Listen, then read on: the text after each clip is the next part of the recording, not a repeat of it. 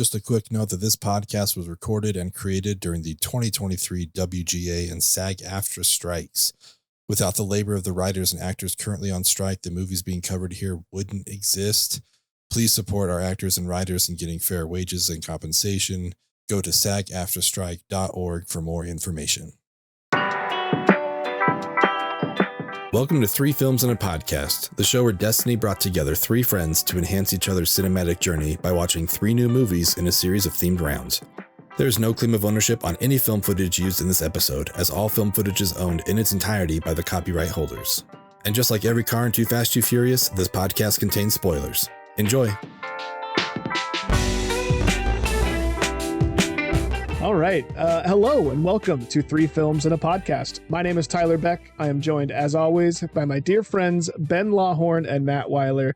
And at this point in the podcast, I would typically throw it over to them to talk about our socials and our YouTube and stuff. And you should still check that out. It's at Three Films Pod at all the places. Check us out on YouTube. It's the best place to watch us. But it seems a little silly to talk about that since, this whole podcast is going to go over a pretty major rebrand coming up pretty soon. So I thought maybe I would throw it over to Ben to maybe, I don't know how much we want to talk about it or whatever, but I figured that's what I'd have you do instead of plug our current socials. Yeah, we're gonna finish out, through mid-October of Three Films, and we're gonna take a break for the rest of the year, and we are coming back in 2024 as Unsung Gems. It is a pod where we are inviting guests on to talk about some of their favorite movies that they love that they just feel don't get enough respect. If you've ever listened to any of our Clubhouse episodes, we ask every first timer on the pod 3 questions: their desert island actor, director, the movie experience they'd want to have again for the first time, and then what their unsung gem is. And I think without a doubt, that's always the favorite answer that we get. It's amazing to hear about movies, sometimes movies we've never even heard of. So, or just, movies that don't, again, get enough love. That's what the whole thing is about. So we thought, you know what, let's kind of shift our focus towards that. So we're going to take a break through the fall, but then we'll be back in 2024. And with our beginning theme that we're going to have, since it's our debut, we're going to be talking about directorial debuts. It's a lot of fun. We already have 6 guests lined up to talk about their unsung gem directorial debuts. I'll tell you what, we got some hot takes. We're not telling anybody no. They can pick any movie they want, and there's some hot takes already. So I'm very, very excited. So we'll keep everyone updated on the posts and stuff like that. But yeah, just follow us for now at Three Films Pod. Yeah, please do. Matt, anything to add to that? I think Ben covered it pretty well, but yeah, he covered it great. But just going to repeat, if you've followed this show and liked this show, a lot of it's going to stay the same. A lot of the structure, a lot of the conversation. Right. We're just, as Ben said, we're refocusing on a segment that we've already had on our show that we just know that our audience enjoys, covering movies that you love that you don't feel gets enough credit. And so that's a fun angle that we wanted to take, and we're excited to see you over there. Yeah. Yeah, for sure. And that whole segment of our podcast was your idea, Matt. So I definitely wanted to give you a chance to, speak your piece about it. But you're right. It is one of our favorite things that we do. And it's become my favorite round to do every season. Yeah. So it sort of just made sense to make it be the whole podcast. For sure. So yeah, keep an eye out for that. Keep an eye on your socials and everything. Make sure you're following us so you can keep along with us. And for those of you that have been with us for a while, we really appreciate it, and we're happy you're here. I think, we should reward you with an actual conversation about the movies that you're all here to talk about. So, yeah, we're talking about the cultural phenomenon collectively known as Barbenheimer, with Barbie and Oppenheimer absolutely dominating both the box office and the zeitgeist. We felt like we had to get in on the moment and carve out our place in the conversation. It really is pretty wild, and it's honestly difficult for me to believe that if you're listening to this episode, you don't know who's involved with these two cinematic juggernauts. But on the off chance that you're listening from underneath a rock somewhere, here's the deets. Barbie is directed by Greta Gerwig and stars Margot Robbie, Ryan Gosling as the iconic Barbie and Ken, alongside a host of familiar faces like America Ferrera, Issa Rae, Kate McKinnon, Will Ferrell, Simu Liu, on and on and on and on. And in a similar vein, Oppenheimer stars basically everyone else in Hollywood that wasn't in Barbie. We have Killian, which I just learned today is how you're supposed to say his name. That's super cool. Cillian Murphy becomes Death, Destroyer of Worlds, to portray Oppenheimer. We've got RDJ, Emily Blunt, Florence Pugh, Matt Damon, David Krumholtz, pod favorite, and a whole bunch of other dudes, specifically dudes. It is a Nolan movie. White dudes. Specifically white dudes, yeah. Normally, just a lot of white dudes.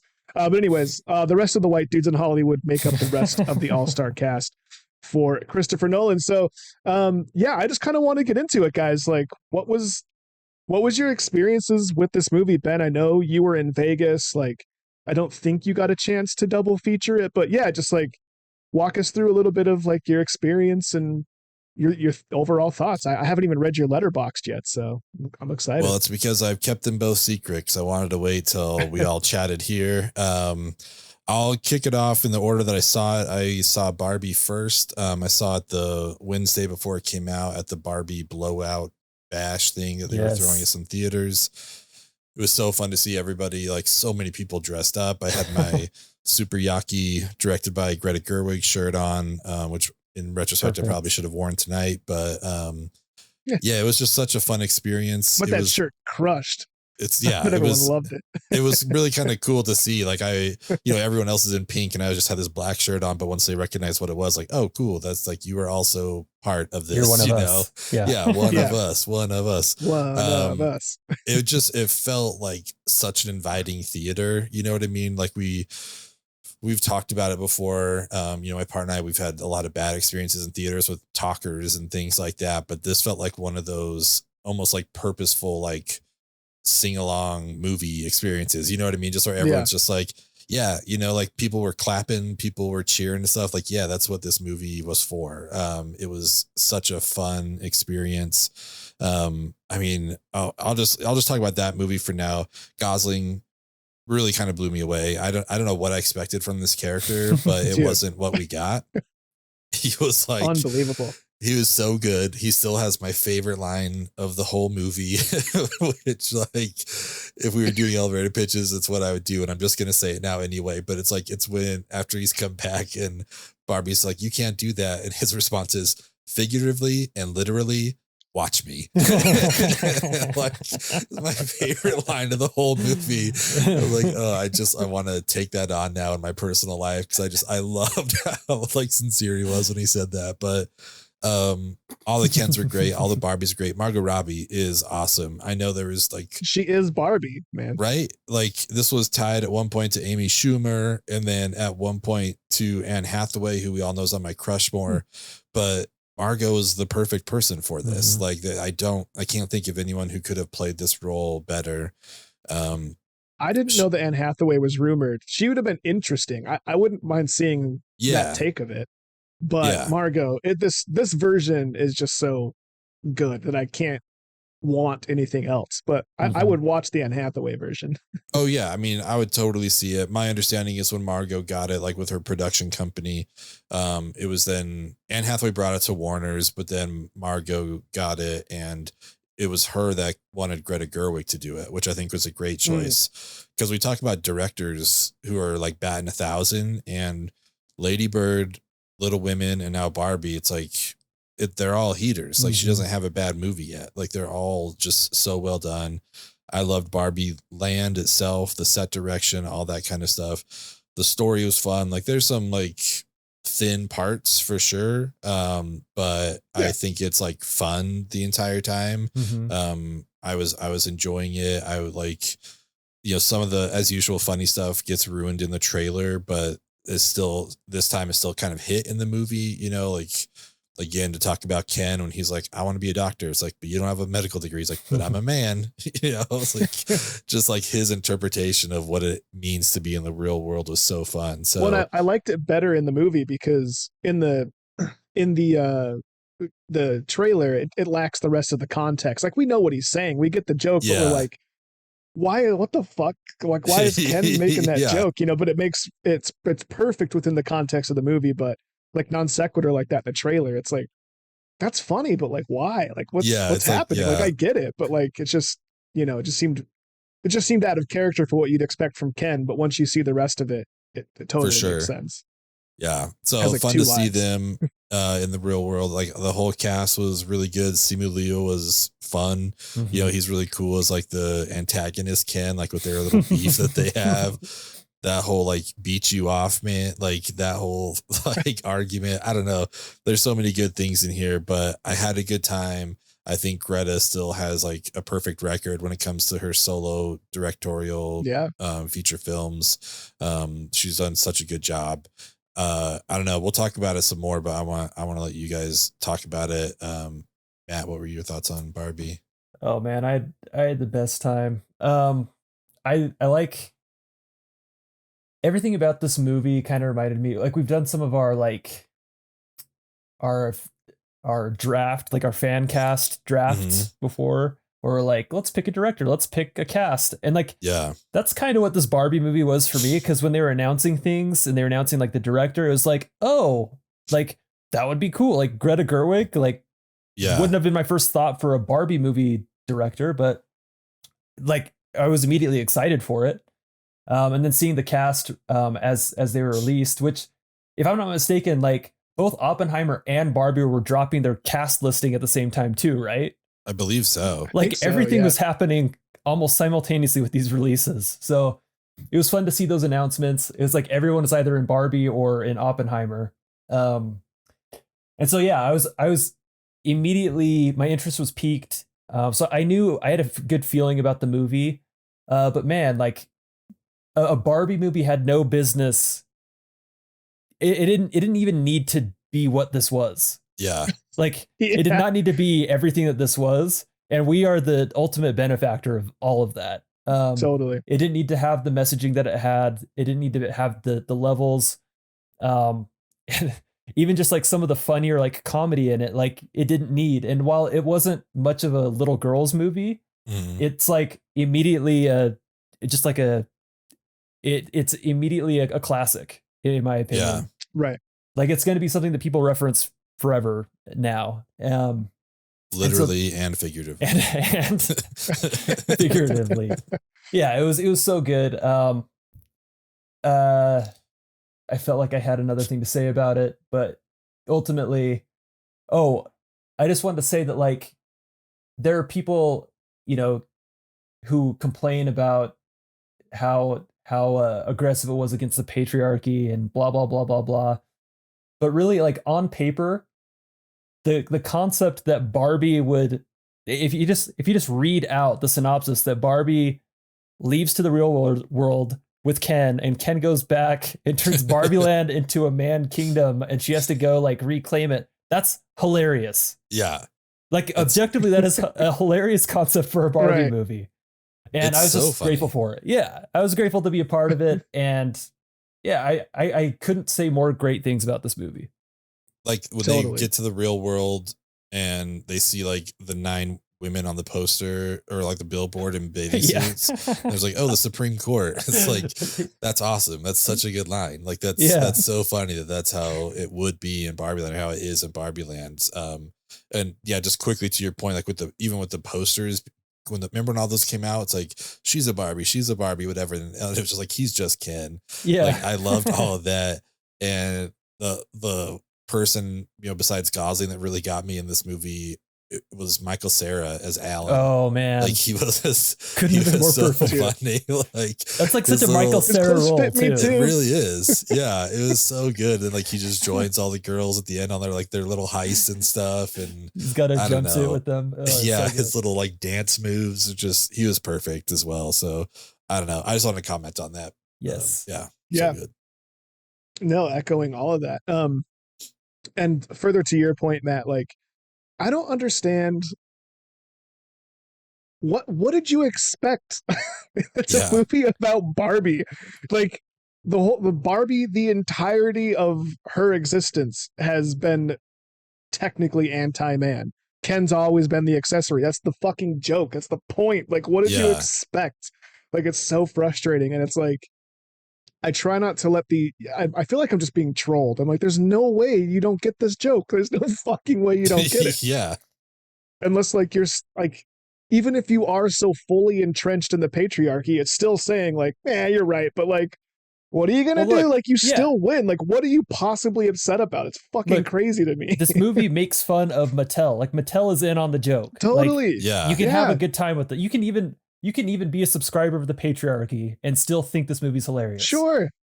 I mean, Look, they even make a we meta are by joke on default themselves. subscribers. Yeah. Yeah, we're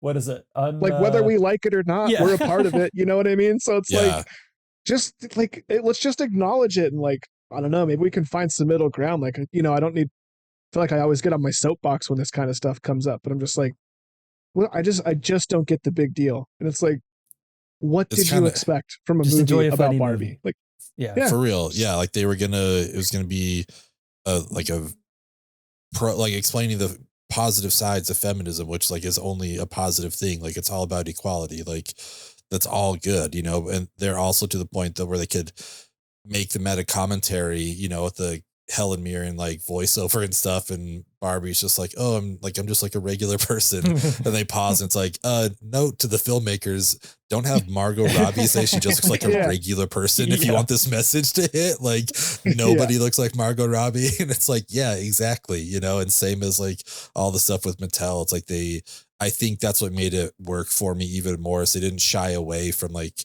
the history is kind of problematic. Like a lot of people thought, you know, that the Barbie, that they were trying to portray like the ideal woman, but they hit home so much as movies, like it was just a portrayal of a woman, you know, like, yeah, granted, you know, there wasn't enough like diversity for the longest time, but it wasn't meant to say like the blonde, skinny, you know, 8-foot leg woman is like the perfect woman. So I'm glad that they had that commentary. And I think that's one thing when I saw that Gerwig was directing it and that she and her partner Noah Baumbach were writing, is like, okay, cool. I feel like they're going to give it the respect it deserves and give the audience the respect it deserves. Just like, we're not just going to, you know, everything is capitalist, everything is to make money, blah, blah, blah, whatever. But they're also going to make sure and take the time to be like, okay, here's some problems that have happened with Barbie in the past. Here's like, let's acknowledge it now, and just make sure we know that we're all on the same page here. And I think they did a really good job with that. Yeah. Yeah, to that point, it's a historical repositioning piece for one of the world's biggest brands. Like, they've been sort of going that direction over the last few years, but this is like a more permanent, more like loud statement in that direction, which is like huge. So it's cool to, you know, be a part of it with everybody over the weekend. Yeah. And it's just so cool to be a part of a moment like this because, first of all, that was all very well said by both of you. I want to acknowledge how just smart and eloquent I think the both of you are. But I've seen this kind of hype for like a specific crowd, right? Like we've seen it at the Marvel movies. That's a specific crowd that doesn't have a lot of crossover. Like this seemed like singularly attractive to everyone. Like it was a moment for everyone. Like it's something that was felt by the entire culture in some way or another. Like I find it hard to believe that someone would not have heard about Barbie, you know. Granted, like outside of some like crazy circumstance, like the guy that lives in the hills you know, behind me in Virginia or whatever, you know what I mean? Like I just like it's, and I've never seen such a collective excitement and like I don't know, for lack of a better word, like unification of all walks of life, right? Like so like I went to see it at the Alamo Drafthouse here in Winchester, Virginia, and the crowd is like more or less what you would expect, but it's just like there were people dressed up, there were like large crowds of people, like large groups of people all there to see it together. It was an event for people, and at the same time, like the person sitting next to Alex and I, which, side note, that's the first movie Alex and I have seen in a theater together in 6 years. It was fucking incredible. So awesome. I was so happy. I was stoked to see that picture of you guys together. Yeah. Yeah. It was so cool to go see it with her. She loved it. We had a great time. But and sitting next to us was like a woman who was like by herself, but she was like dressed up, like dressed nicely. and she sat there and she like had her cocktails and had a fucking blast watching Barbenheimer. So it like attracted like so many different people in different circumstances, and it was just such a unifying experience. It's really cool to be a part of, and it's not something that happens often. And around a specific movie, I genuinely can't remember the last time it happened. Yeah. And so I just, that to me, like I loved the movie, everything you're saying I echo, but to me that was like the most important thing about this. And you know, again, that's why I asked the question I always ask, like what would you see again for the first time? And I think this is one of those experiences for me. Yeah, without a doubt. And it also speaks to, the box office right now is speaking to that. It's been out for a week and it just crossed $500 million worldwide, Yeah, which is just like, the it's last time unbelievable. between this and Oppenheimer, the last time a weekend was as successful was Avengers Endgame. It's like, Yeah. I mean, that was a cultural thing, Mhm. and so is this. So it's so cool to see that it's still sold out. I mean, we'll talk about Oppenheimer, but it took a while to get tickets for a time that worked for us, because going like Friday, Yeah, Saturday same. night, it was just like, oh no, there's no way to get in here. It's just crazy to say about a 3-hour scientist biopic, but it's true. But Barbie was the same, where like once I saw the announcement for that blowout bash thing, it's like I hopped on it as fast as I could, and it was already like over halfway sold out, and it had only been announced for like 45 minutes. And it's just Wow. like, yeah, people are ready for this if you give people a good movie with something they're interested in. And especially like going to a demographic that doesn't get a majority, or of films directed towards them, Mhm. to minimize it to just male, female, whatever. It's just like there's not a whole lot of stuff, that's targeted for them, so to speak, where if Right. you give them a good movie, with people they know and directors and that they know, all that kind of stuff, that's going to pull in $500 million in a week. That's nuts. Like, is Barbie going to cross Yeah. $1 billion? It might, and I would deserve it, because I think it is that universal between all the Kens and the Barbies. It's like, yeah, this is a fun movie starring two of Hollywood's biggest celebrities, like without a Mhm. doubt, between Suicide Squad and just like everything that Margot Robbie's doing, Babylon, all that, and then Gosling just being Gosling. Like, yeah, you nailed these two roles perfectly. And then the rest of the cast is just like so inclusive that it like, I feel like everyone can see themselves represented. Like, we have a Mhm. trans Barbie, we have, I mean, I don't know what the correct term is, but plus size Barbie. We had a Barbie in a wheelchair. Like, we just had like everything that was on there. Issa Rae's the fucking president, which is great. She's like, I am, you're Yeah. welcome. Like, it's so good. And then all the Kens were fantastic as well, playing their role. So I don't know. It was cool. This was an experience like quite opposite of Oppenheimer, where it feels like anybody who sat there and watched this could see themselves on screen, which I think is what's reflecting in their box office right now. Totally.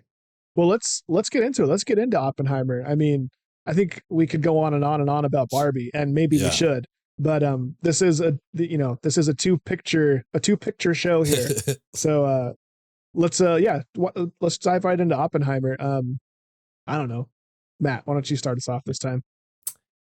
Yeah, so I feel like I was thinking this after seeing Oppenheimer, but Oppenheimer had to have had the better end of the deal with being paired with Barbie. I know that, or of the Barbenheimer phenomenon, I should say. Mhm. I know there were some articles going around that Christopher Nolan was like upset that Warner Bros. Didn't move the date or whatever, but like, no, I don't think it could have benefited more from this pairing, Yeah. just because of the pop Totally. culture thing. Like, for a rated R movie that's 3 hours long, it would not have gotten the weekend that it got No. if it wasn't for the internet being the internet For and sure. doing what it did. I think Barbie still benefited as well, from that, Totally. but I think Oppenheimer for sure got the better end of the deal here. It You know what was didn't benefit was Mission Impossible Dead Reckoning Part 1, because like Oh that yeah. movie is just done now for the yeah. summer. It's like, cool, you I had know. one I week, really want to but see it too. yeah, I mean, it's worth seeing 100%, but it's like, man, this thing just came in and just nuked it, like, oh, this is Which good luck. I'm excited to see. The same thing seems to be true about Dune 2 and the Marvels. Like Oh yeah. I'm glad to see something beat Marvel. If I'm Yeah. being honest, like It looks like Dune 2 has all the IMAX screens for like 6 weeks at the same time the Marvels releases. And so the Marvels can't get any interesting. IMAX screens. Hmm. I read it on Twitter, and who knows what'll happen or what'll shake out when it all comes down to it. But it's like, I love Marvel. I'm into it. Like, I still love all the stuff, but I'm like, I'm kind of happy to see, even though Dune is a huge IP and, successful sequel, but Yeah. I'm We happy just need to see more it, at variety. least. The people Yeah, are yeah, starving for totally. variety, and we need it. And Yeah. so, though the thing that makes Marvel great is that it was a flavor of several flavors. Then it just kind of Totally. became one flavor. We need Yeah. all the flavors back. So, Yeah. that's what made it all work. But no, Oppenheimer, it was very well made. I'm not a Christopher Nolan fanatic, but I enjoy all of his movies.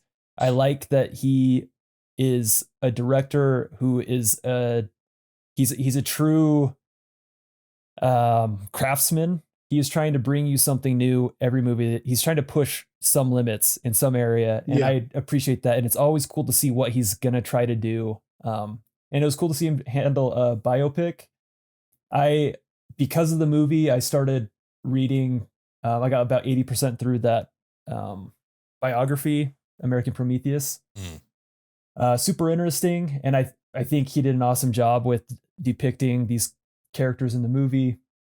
But I have to say, and I will not get off my high horse on this. I don't care if you're Chris Nolan and you're the artist here. It doesn't need to be 3 hours. It does not.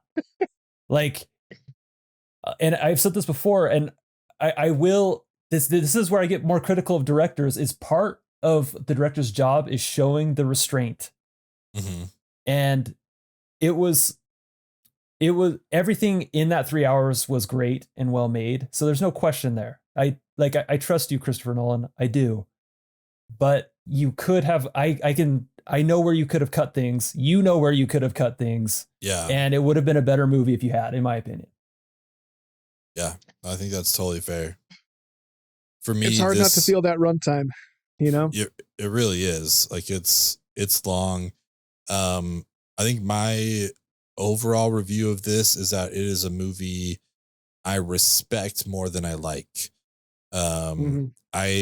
This thing could sweep the Oscars and I'd be like, all right, cool. Like, deserves it. Editing, great. Sound, great. Like, director, picture, cinematography, I'm on board. Like, everything is great about this, but it's just like, it's so long, and I don't know. I mean, listeners of this pod, this is my hot take on Oppenheimer. I'd rather rewatch Interstellar than rewatch this again.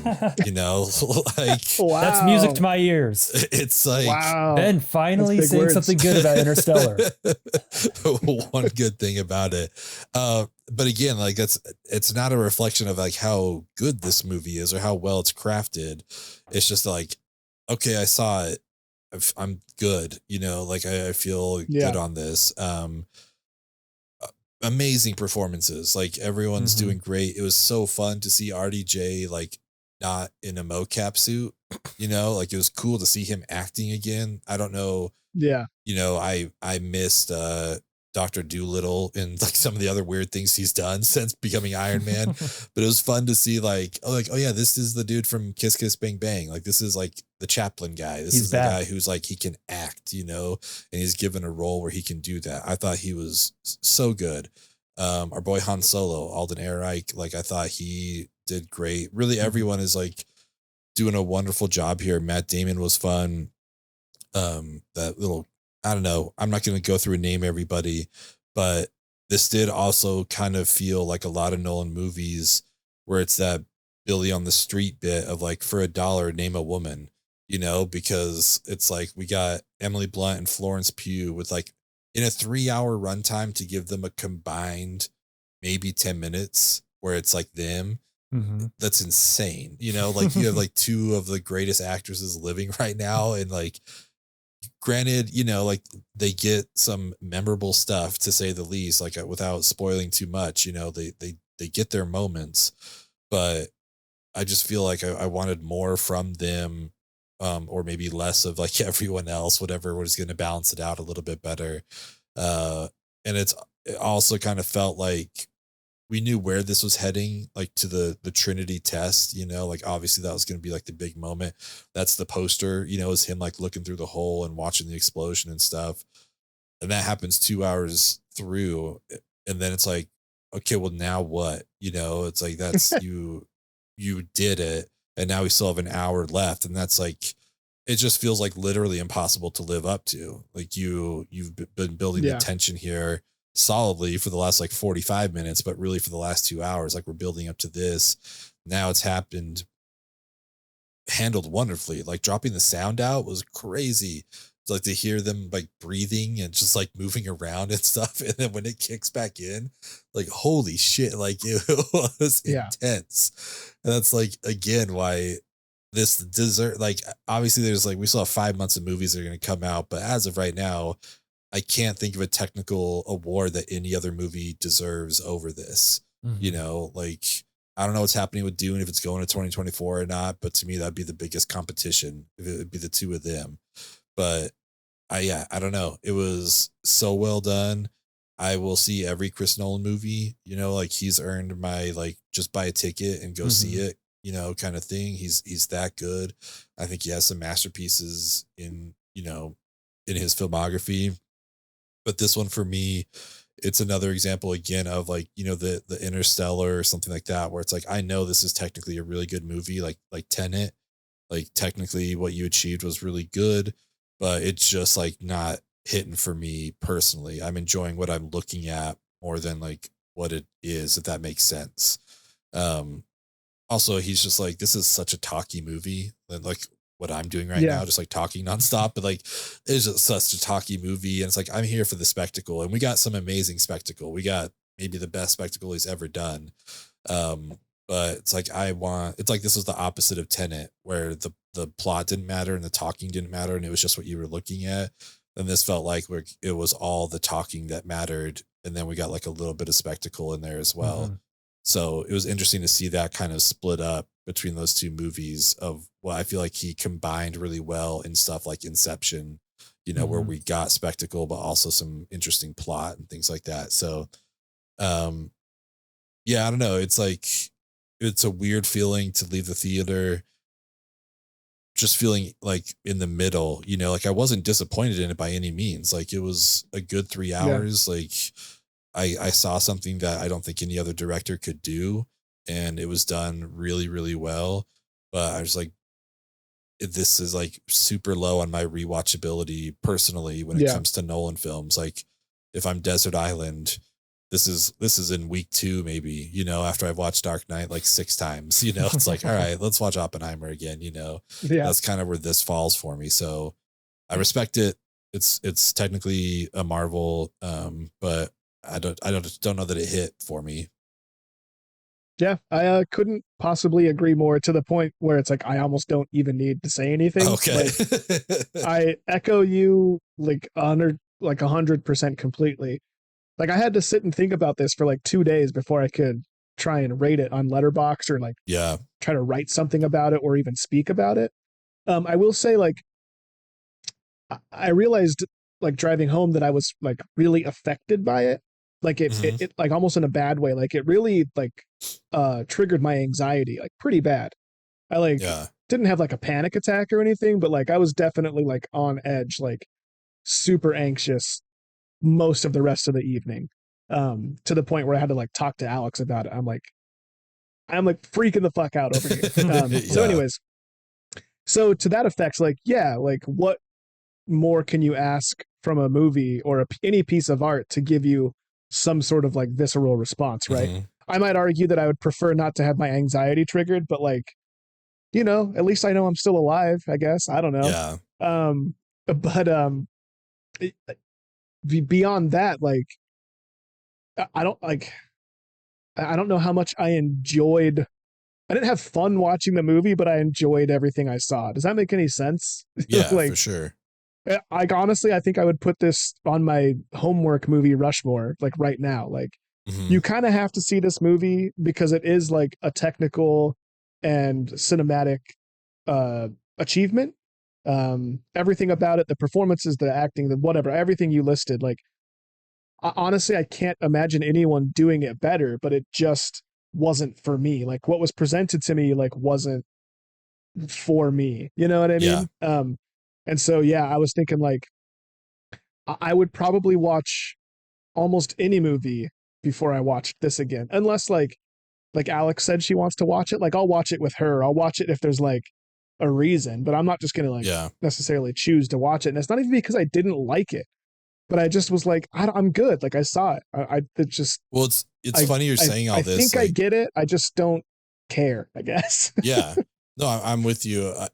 As we were driving home, I was making the comparison personally to like Schindler's List, where it's like I'm really glad I saw that, and that is also like a masterpiece in its own right, done by one of the greatest directors to ever live.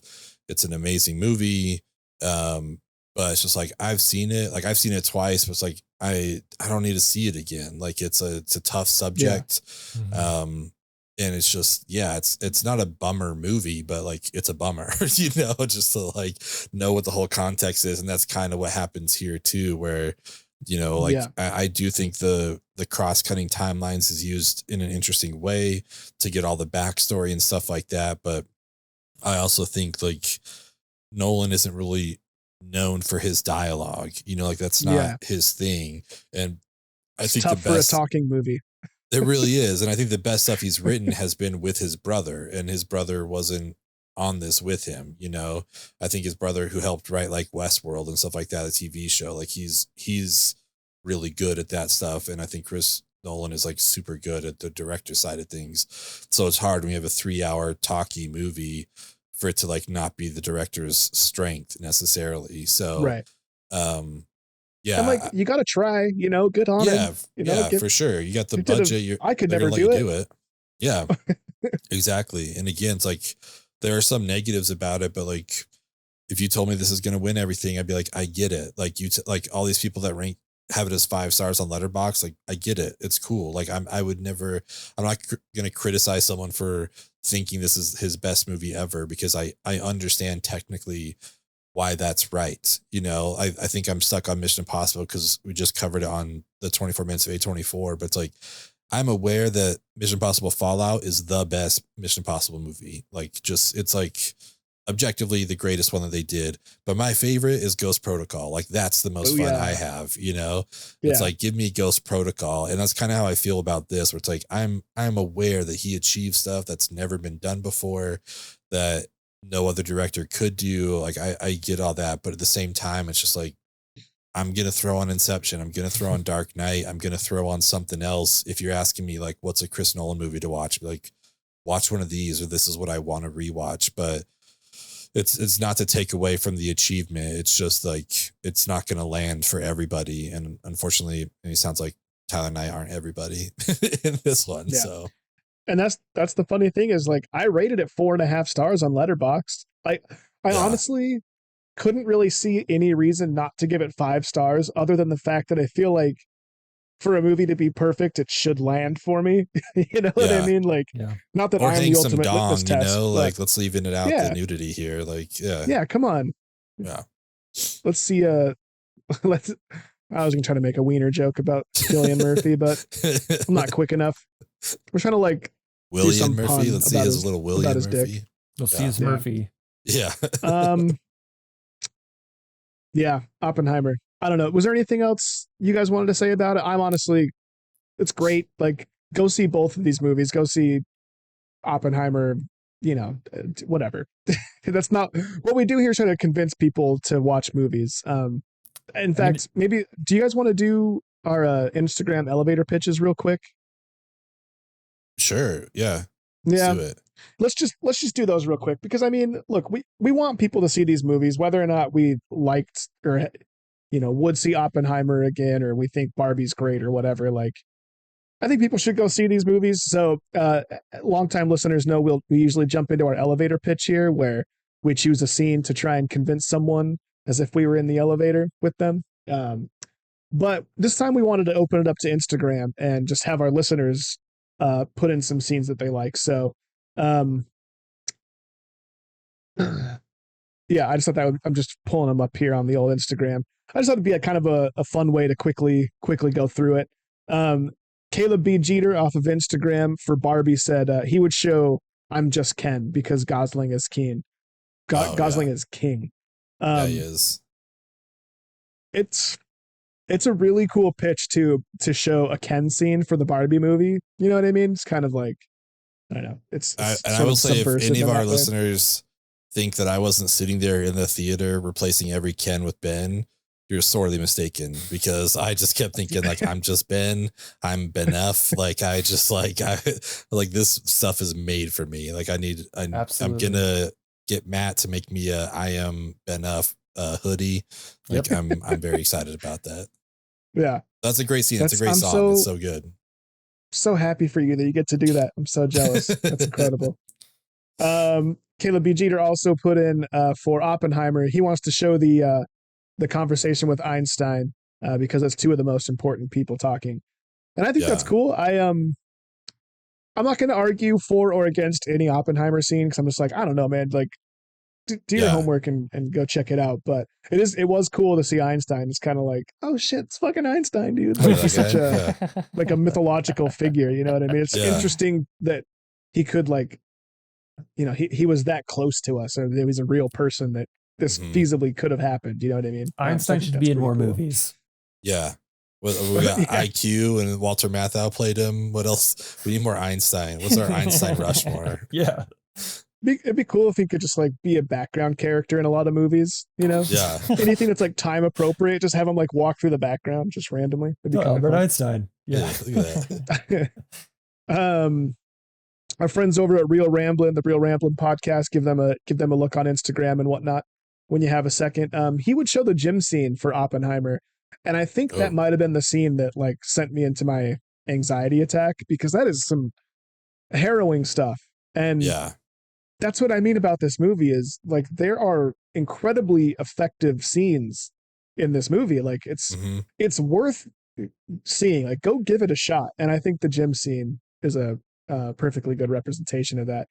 I will say, any thoughts about the gym scene? Yeah. So one thing I just want to say quickly, like it's such a gnarly thing to see that woman with her face kind of like peeling off, you know, like it would happen. But that did make me think about like how much this movie did not talk about how it affected the Japanese people, you know, like, like it happens and we just kind of like wrap it up. Like we do the test and then it's just kind of over, but there's very little conversation. I'm curious, like what you guys thought, like, should we have gotten some more from their side, or more like, I think someone shows they're in some meeting and the photos are being shown on like a slide or something like that. And then like when they're going over the list, the guy's like, oh, not Kyoto, I went on my honeymoon there, I like that place. Like that's kind of all that we really get about Japan. And it just made me think, like, I wonder if this movie would be benefited or hurt if it had like shown some of the ramifications of what he created. Like, this is going to sound super dark and super callous, but it's kind of like, we already know. You know what I mean? Like, there are so many more movies and stories told about that. But at the same time, it's kind of like you almost have to talk about it. So it is. And I suppose Nolan did talk about it. Like, he did address it, but it's just like, you kind of can't get away with not talking about it. But I do think it is represented in so many, however many, you know, different ways. One thing I thought was interesting is, I mean, I feel like this movie's not trying to take a stance on it, because there's that there's that great American argument about whether it was necessary or not, which we're obviously not going to get to in the pod. I feel like the movie effectively like makes you ask that question. Yeah. And I feel like showing more of that maybe would have prompted it more, but I feel like it also would have made you, it may have painted certain things differently, and maybe the outcome of the movie would have felt different, which is maybe why they left that part out by design. I did think it was interesting that, like, as from a moral standpoint, it didn't really like try to vindicate Oppenheimer. It wasn't like he was upset about it because of what it did. It was like he was more upset about like what it could have done and how like irresponsible it could have been to like start nuclear programs and the impact that it's had on the greater picture of the world and like war and all that. So I wonder if that would have been lost if you focused more on the devastation of the Japanese. Which on one hand, like, I'm glad we didn't have to deal with that, because it's crazy that like we're responsible for like objectively the worst thing, that single event that's happened to a country. Yeah. It's a very good point. Well, when you've got God on your side. You guys heard that exactly. Dylan song? Yeah. Oh, I wanted to shout out the Goodweiler had a few responses to our elevator pitch. Since her husband's not going to be able to say his on here. She would show America Ferrera's monologue about what it's like to be a woman. That floored me in the theater. I was like, holy shit, that's a really cool is not the right word. Just a really well written monologue, and by well written, I mean like it still fit the tone of the movie, and it was like a serious, poignant moment, but it was still wasn't like a shock. It was like within the tone and the context of the movie, which I thought was really pretty incredible. So yeah, that's a really great scene. My only argument against it is like I want someone to experience it with the rest of the context, but I do think it's nice to know that stuff is in there. Like, no, Barbie goes some places. It's actually like talking about something. It has a point of view. So I think it's a good scene, but it might be a little too spoilery for my taste. Yeah, that got a round of applause in our theater after that. Yeah, that's awesome. Yeah, I love that. Angie also said for Oppenheimer, she would show, honestly, like sort of the other side of the coin of that monologue is Emily Blunt testifying her monologue. It's sort of, I would say that's the opposite end of the spectrum of the what it's like to be a woman monologue. Here she is covering up for this man that, has been so complicated towards her. Let's put it that way. Matthew, that's your wife commenting there. What do you have to say about her picks? Those are two great picks. I was telling her after the movie, like, so I've been reading the biography, and to Ben's point, for a 3-hour movie to only include so much of Florence Pugh and Emily Blunt is insane, especially since like Kitty, her character, was like kind of a big deal at Los Alamos and a big deal herself. Like, she was a successful woman, like in her own right. And it kind of, I mean, it shows like that Oppenheimer had a lot of confidence in her to like testify to that hearing, but the audience didn't have that luxury of like gaining that trust with her throughout the movie. Yeah. It's like, we just have to trust that he trusts her. Yeah. But like, there was ample opportunity for her to be built up for that, in my opinion. Right. Yeah. Great picks though. I love it. Good picks. That's fun. I like having the listeners send in elevator pitches. We should do that more often. Yeah. I obviously like picking ours, but let's real quick. Let's do like the speed round. I want to visit Adam Driver's drive-in. We haven't done it in a while. This is a perfect time to do it. Like this, Barbenheimer is a double feature in its own right, whether you actually do it as a double feature or not. They exist together from now until forever. It feels like to me, anyways. Let's do it real quick. Let's each just go through ours and give like the pick and then like a 10-second explanation why. No comments, and we'll just go through it like that real quick so we can get out of here. Let's do it. Not that we're not dying to be here with our listeners, but we're busy boys and we've got things to do outside of this. So anyways, I chose Legally Blonde to go with Barbie. Legally Blonde goes first, and I did that because driving back from New Jersey, we drove past a drive-in and they were doing that exact double feature, and I loved it. That's great. For Oppenheimer, I would show Oppenheimer and then Rashomon. I've never seen Rashomon, but I wanted to watch something that was inspired by or a reaction to the things that Oppenheimer did, and that seems like a perfect pairing to me. Nice. Like Matthew, what are your double features? I'm going Josie and the Pussycats and then Barbie. A man of taste. It's gonna overload on certain themes, very different themes, but just you're gonna have a good time either way. Whether you want to or not. Whether you want to or not, both figuratively and literally. And then Oppenheimer, I'm gonna reward you after those 3 hours with 1999's Godzilla, which starts with starts with an atomic bomb, and then like has it. Matthew Broderick, that Lenny Kravitz song. Yeah, that's And what a you Puff get after Daddy song Oppenheimer, too, right? What's that? And a Puff Daddy song too, right? Oh yeah, his Led Doesn't- Zeppelin remix, or You whatever. can hate Jimmy me Page. now. Yeah, Yeah. that's awesome. For mine with Barbie, we're doing a Will Ferrell double feature because we're going to pair it with Stranger Than Fiction. Just based on the idea of our central character having to find the person that's kind of controlling their emotions or their thoughts or whatever. I thought that might be kind of Yeah, interesting. I like love that tie-in. So that's what I would do. Best tie-in so And, far.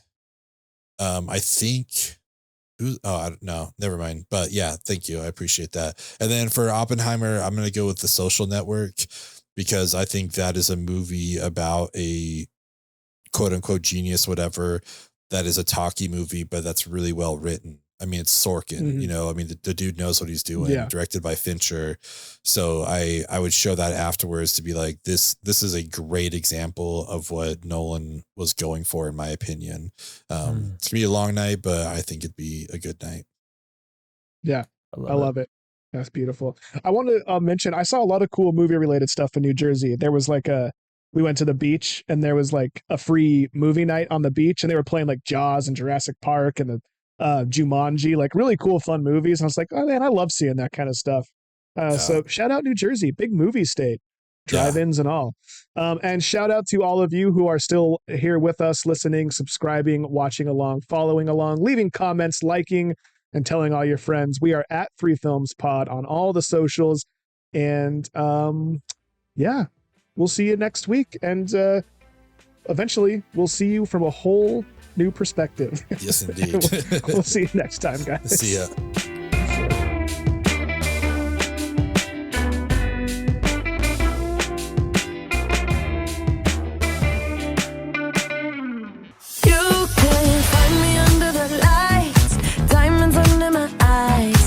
Best day ever. It is the best day ever. So is yesterday, and so is tomorrow, and every day from now until forever. Yeah!